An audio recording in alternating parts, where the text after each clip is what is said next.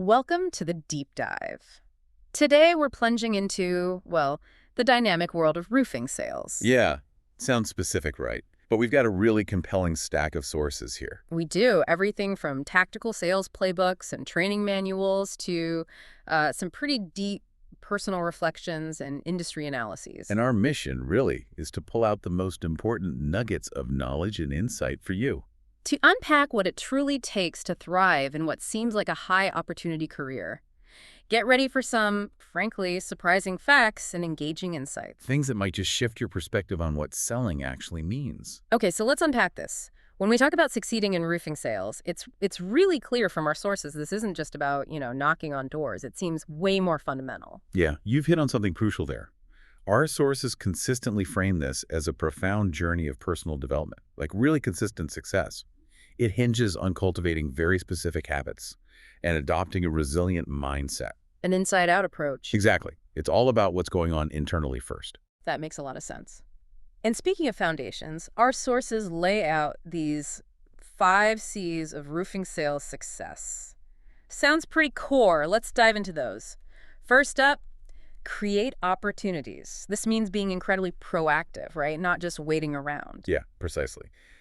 The advice is literally be present and known when the opportunity comes.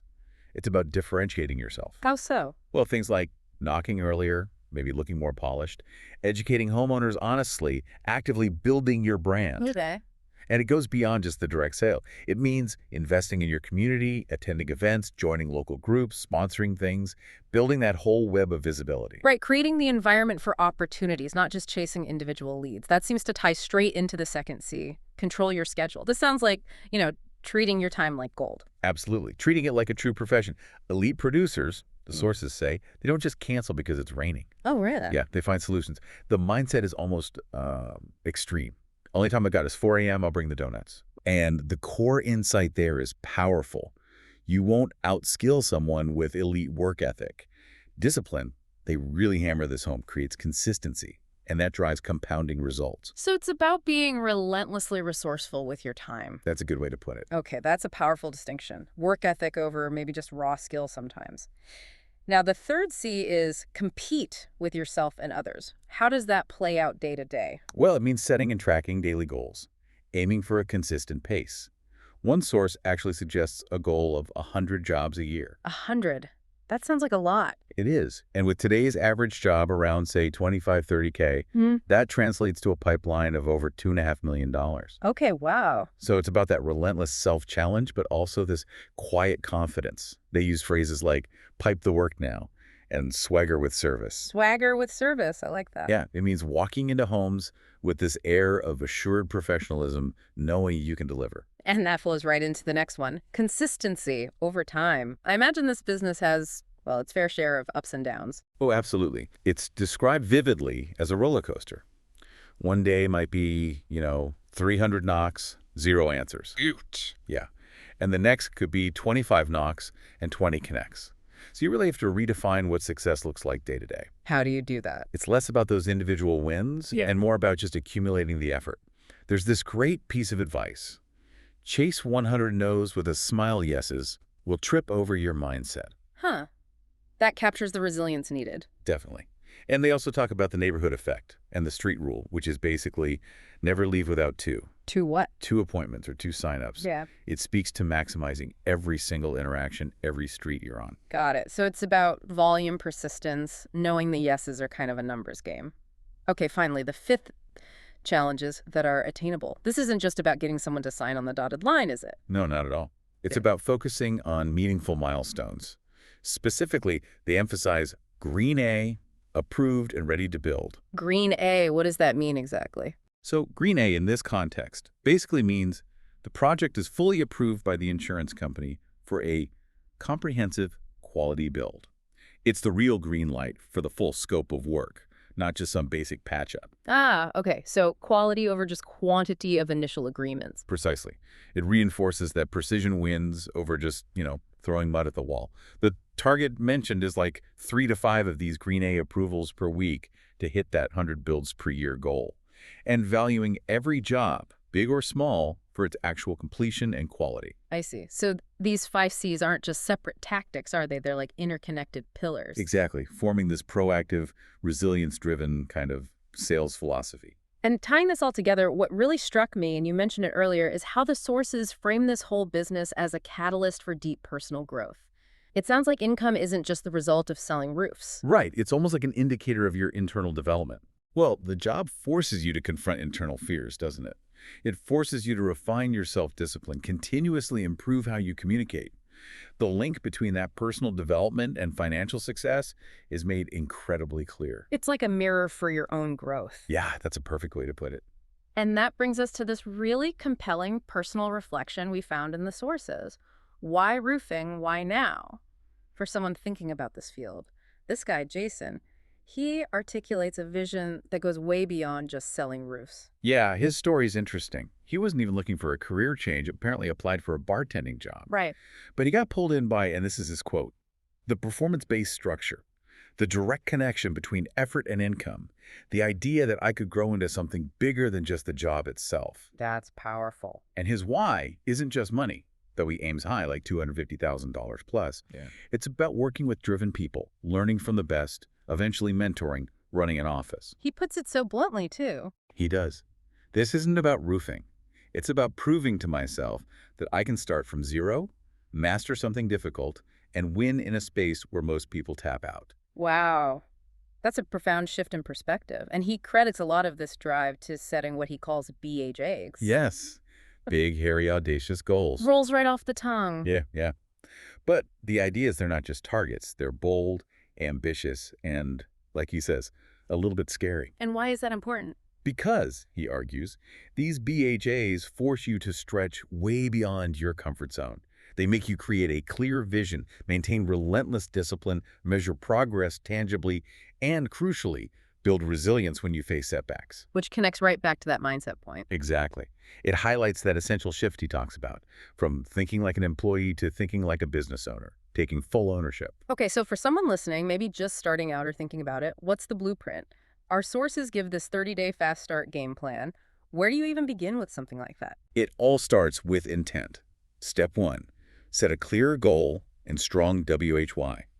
And not just, make more money. Make it specific, ambitious, $100 K or more, and then tie it to really powerful personal motivations. Like a BHAGY reason? Yeah, exactly. Like, I want to earn $200 so I can never worry about gas money or those $30 grocery limits again. Something deeply felt that really fuels the effort. That personal driver sounds absolutely key. What's next in the plan? Second, be relentlessly intentional. Start every single day with a clear purpose. What needs learning? What needs practicing? What needs executing today? It underlines that high income isn't just from working hard. But from working smart or intentionally. Exactly. Focusing your energy where it really drives results. Okay, so purpose-driven action. And it sounds like you definitely can't just, wing it. Oh, absolutely not. Which brings us to number 3. Practice relentlessly. View role-playing not as some awkward chore, but as essential professional development. Like athletes practice drills. Precisely. Rehearse handling objections, refine your pitch, practice those door approaches, master closing techniques. They suggest aiming for something like 200-plus repetitions of the same objection to get truly professional. 200. Wow. Yeah. It's about building that muscle memory so when you're face-to-face with a homeowner, the right words just come out naturally without panic. That's a serious commitment. What about the fear factor, the discomfort that comes with pushing yourself? As point 4, do it afraid. Acknowledge the fear, it's natural. But true courage, they say, is proceeding despite it. Like that mantra they offer. Yeah, it's powerful. I am courage, I will do it afraid. Because, let's face it, uncommon success demands uncommon action. You have to push through that discomfort. I really like that. And to keep that action on track and productive, what's the final crucial step in this 30-day plan? Step 5, reflect and improve. End each day with what they call a daily after-action report. What's involved? It's basically a simple 3-part journal. What went well today? What could have been improved? And, crucially, what's the concrete action plan for tomorrow based on that? Ah, so it builds self-awareness. Exactly. Which they point out is consistently a top trait of high earners. And there's a great bonus line, too, for handling imposter syndrome. Oh, yeah. For when you get asked something you don't know yet. Look, I may be new in roofing, but I'm not new to taking great care of people. I will find that answer for you. That's good. It owns where you are, but commits to getting the answer. Okay, let's shift gears a bit. We've talked mindset, now let's get into the actual execution. How does a successful roofing salesperson really operate on the ground, beyond just having the right attitude? Well, the core identity that comes through in these sources is being a problem solver and a trusted advisor, not just someone pushing a product. So helping first, selling second. Pretty much. When you genuinely help someone identify and solve a real need they have, the sale often becomes a natural byproduct of that assistance. It feels less like selling, more like consulting. That sounds like a much better approach. And a key insight that reinforces that is learn the why behind everything. Can you expand on that? Yeah, it's about developing true expertise. Understanding why something is critical, like why proper attic ventilation actually prevents rot, or why seamless gutters are genuinely superior, or why that low-E coating matters in certain climates. Low-E coating. Yeah, it's a microscopic, transparent coating on glass. It reflects infrared light, basically keeping heat out in the summer and keeping heat in during the winter.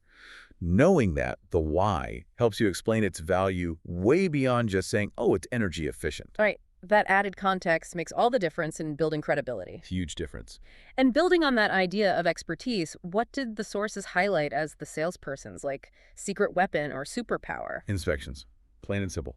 Inspections are your superpower. It's absolutely non-negotiable to do a thorough professional inspection, looking for everything: granule loss on the shingles, lifted shingles, damage, flashing, sagging, signs of condensation, wood rot, drafts. The whole 9 yards. The whole thing. Yeah. But here's the really critical part. Take photos, lots of them, because a picture of a damaged shingle on their roof speaks so much louder than just your words telling them about it. Visual proof. Exactly. You show the homeowner exactly what you're seeing, you educate them transparently, and that's how you build real trust. That visual evidence must be incredibly powerful. Okay, so this naturally leads us into the structured sales process itself. How does a successful engagement typically unfold according to these sources? It starts right at the initial contact and introduction. Punctuality, professionalism, that's table stakes. But also clearly stating the purpose of your visit. Something like, my goal today is to assess your roofing needs and provide a comprehensive solution. Just setting clear expectations and building rapport from moment one. Okay, setting the stage. And from there, it moves into understanding their specific situation. Exactly. That's the discovery and needs assessment phase, which our sources call absolutely crucial. This is where you ask those open-ended questions, like, what concerns do you have about your current roof? Or maybe, are you noticing any issues with your gutters or windows? How long do you plan to stay in this home? Things that help you understand their real pain points and priorities. Got it. Then you follow that up with a visual inspection we just talked about, pointing out the issues and, crucially, explaining why they're issues, not just what they are. Identifying the problem and its root cause. And then how do you bridge that discovery to proposing a solution? That's the presenting solutions phase. Based on everything you learned in discovery, you present specific products or services that directly address their doubts. And the key here is to focus on benefits, not just features. Can you give an example? Sure. Don't just say, this shingle has a 50-year warranty. Explain what that means to them. This means peace of mind for you, knowing your investment is protected for decades. Okay. Or for Lowy Glass, it's not just a feature, it's that it will significantly reduce your energy bills. Yeah. And always explain the installation process clearly. Demystify it for them. Take away the unknowns. Those are solid foundational steps. But I heard you mention there are some golden nuggets from a 26-year veteran sales rep that take this to another level. What's his secret to mastering the ground game? Yeah, this veteran really emphasizes that the most powerful leads are cultivated, not just bought. He advises identifying the, quote, mayor of the neighborhood. The mayor. Yeah, like a key influencer, maybe the HOA president, or just someone everyone knows and trusts. Build genuine rapport with them, offer no-strings-attached advice. Their trust, he says, is basically the gateway to the whole neighborhood. That's really smart, a long-term play. Definitely. And he has this specific opener he uses, doesn't he? For knocking on doors called, who's doing your roof opener. Tell me about that. Okay, so imagine you're already working on a neighbor's house. You go next door, approach the homeowner, and say something like, hey, Mrs. Jones, we're doing the roof for the Thompsons next door. By the way, who's doing your roof? Simple but direct. And then, this is key, you implement the crucial pause. Just stop talking.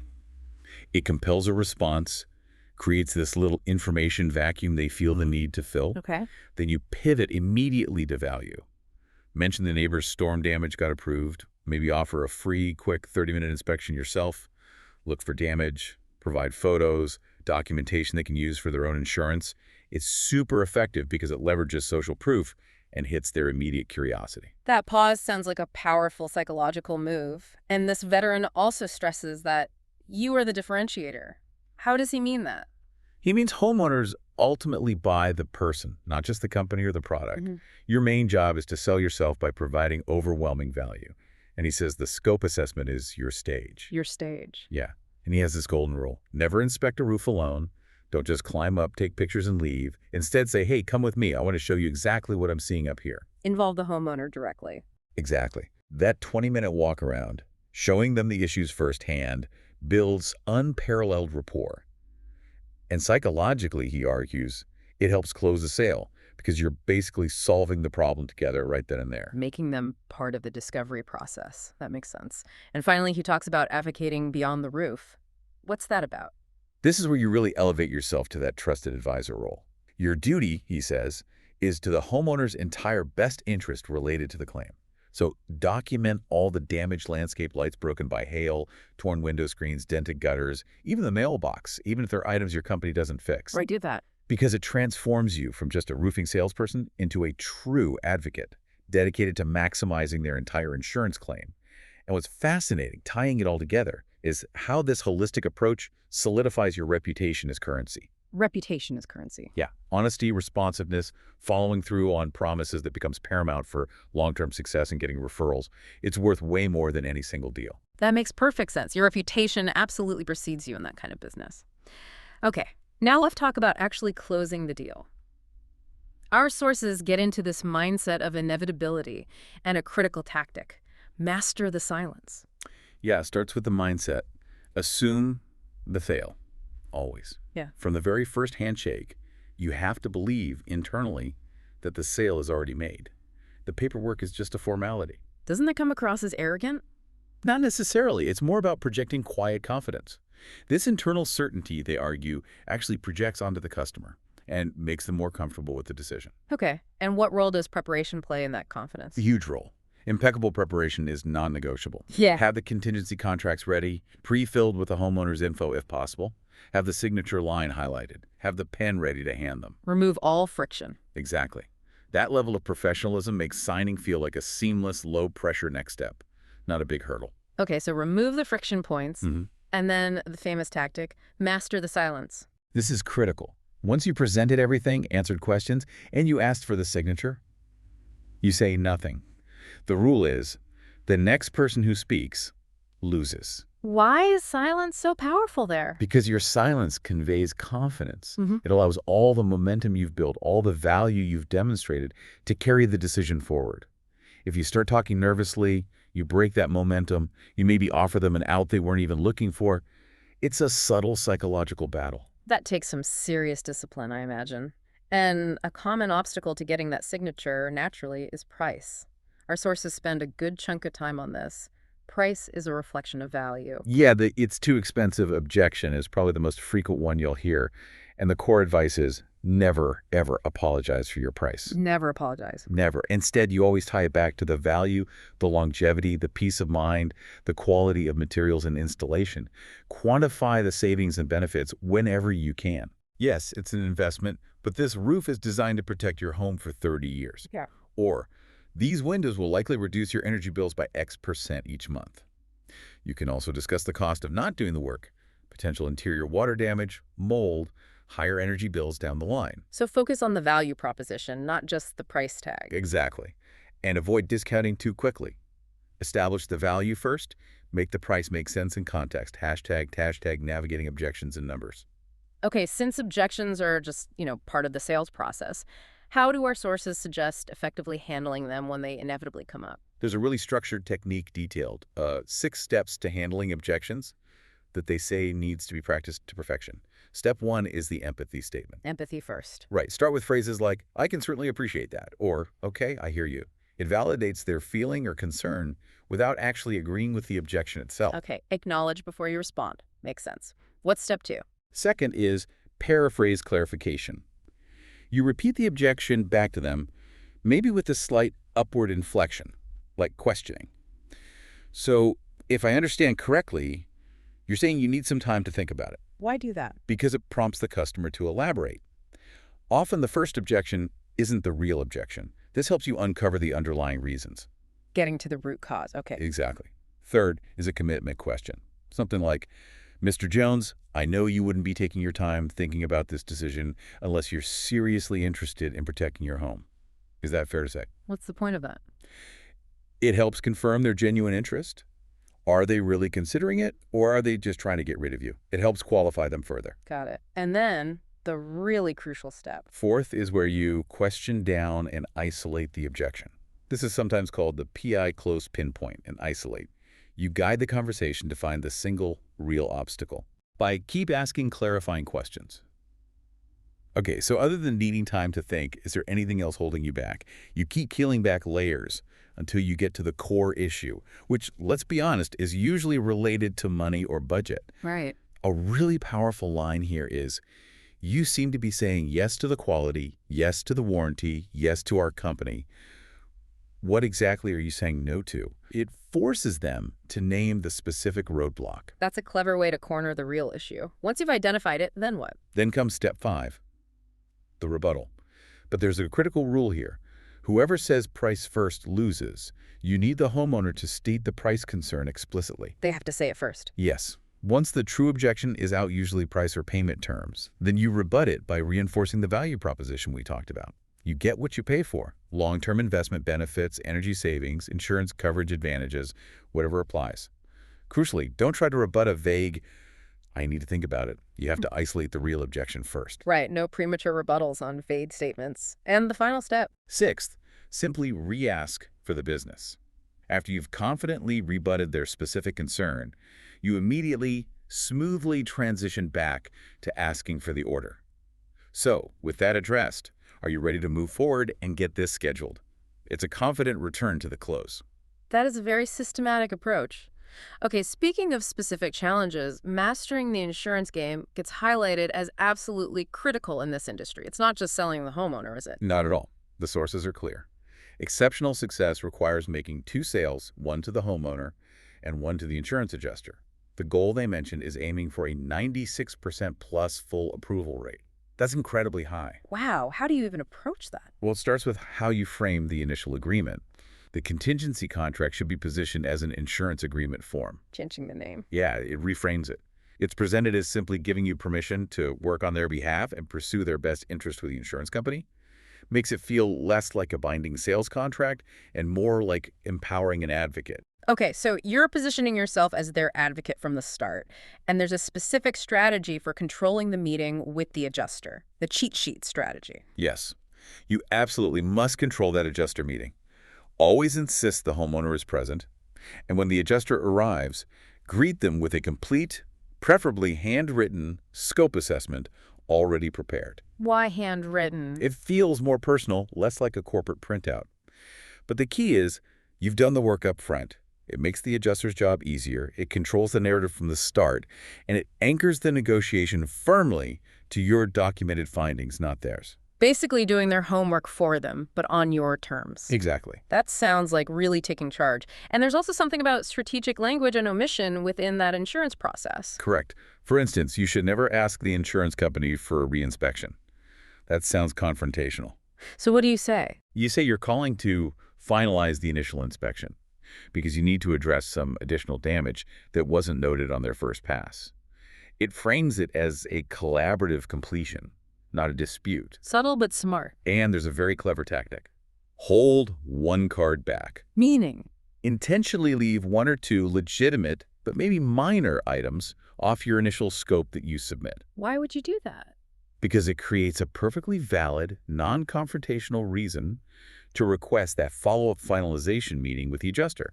Oh, hey, we just need to add the damage to the gutter guards in the mailbox. It gives you another touch point, another chance to build rapport and reinforce the full scope without seeming like you're fighting them from the get-go. That is really smart, creating a reason for a second look. Okay, what's fascinating here is how all these tactical insights have to translate into concrete numbers, right?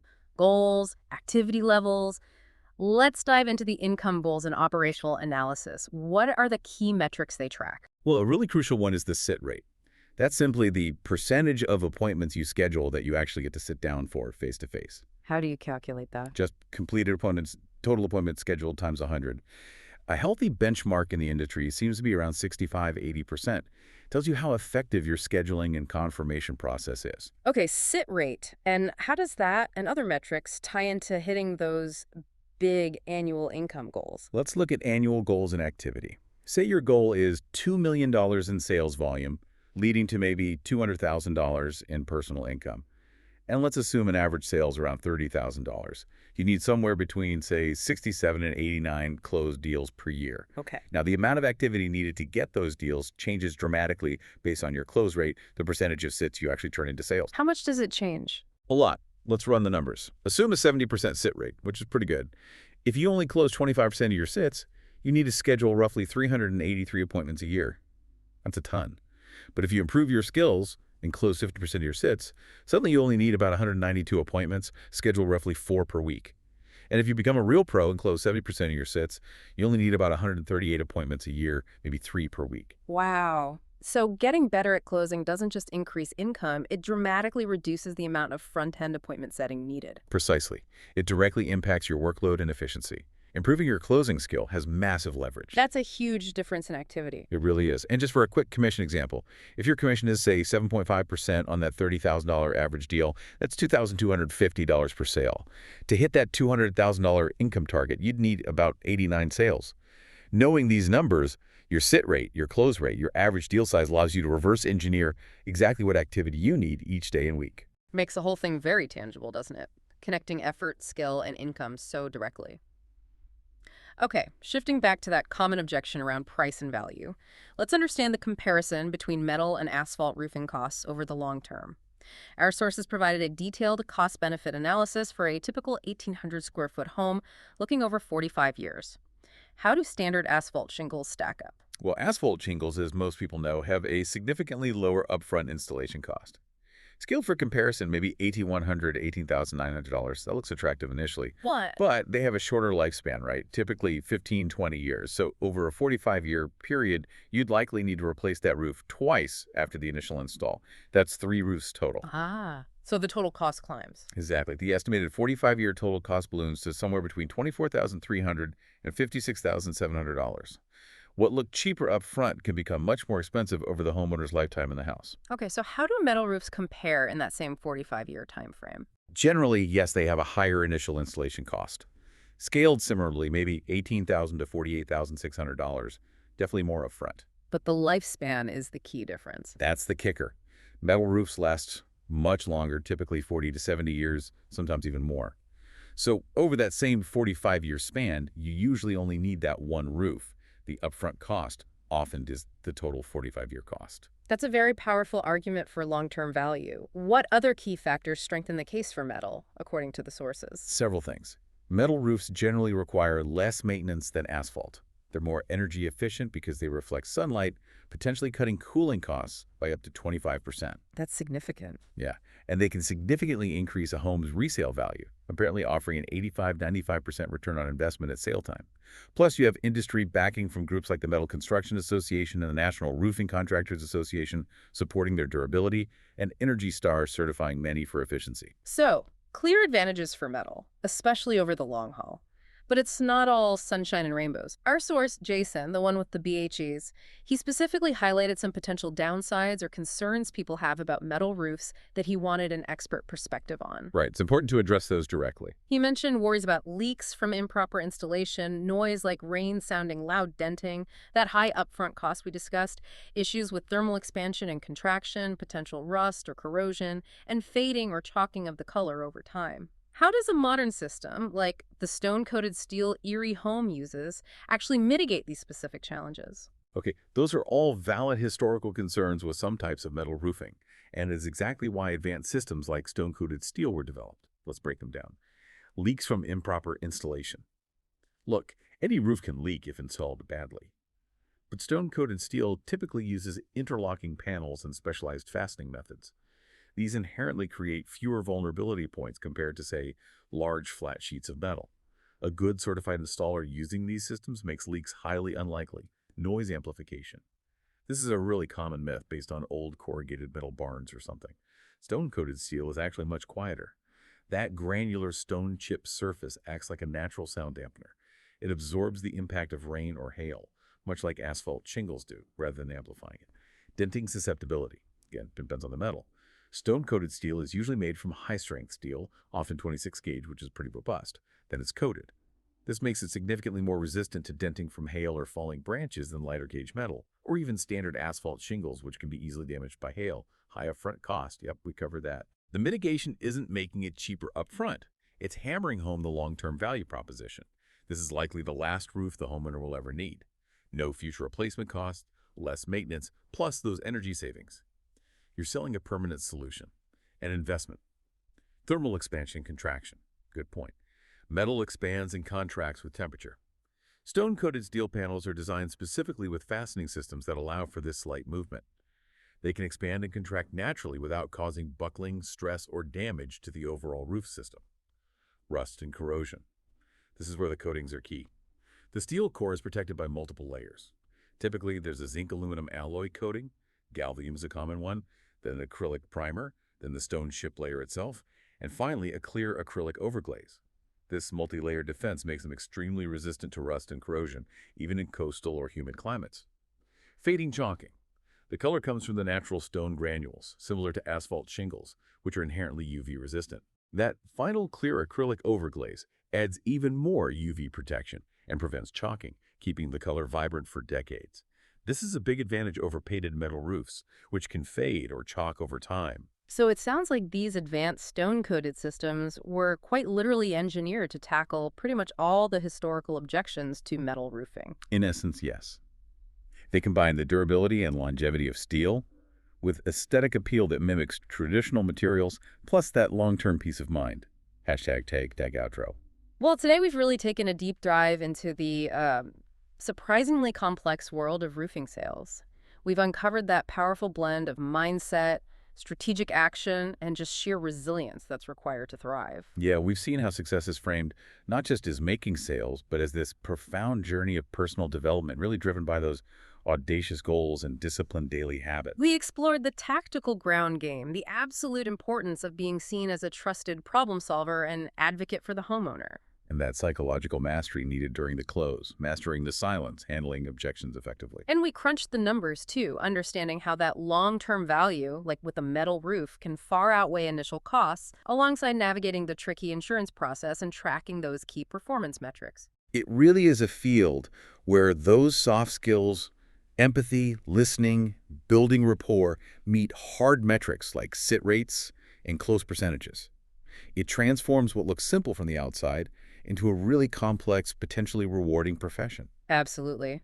I think our biggest takeaway from this deep dive is that genuine value and long-term success, really in almost any field, not just sales, it's built on so much more than just a single transaction. It really comes down to authentic relationships, consistent, focused effort, and just a relentless commitment to your own growth, both personally and professionally. So as you reflect on all this, maybe consider the long game in whatever investments you're contemplating, whether it's literally a roof over your head or maybe a new direction in your career. Ask yourself, what upfront investments right now are likely to yield the greatest long-term value, the most peace of mind, and ultimately the greatest success for you?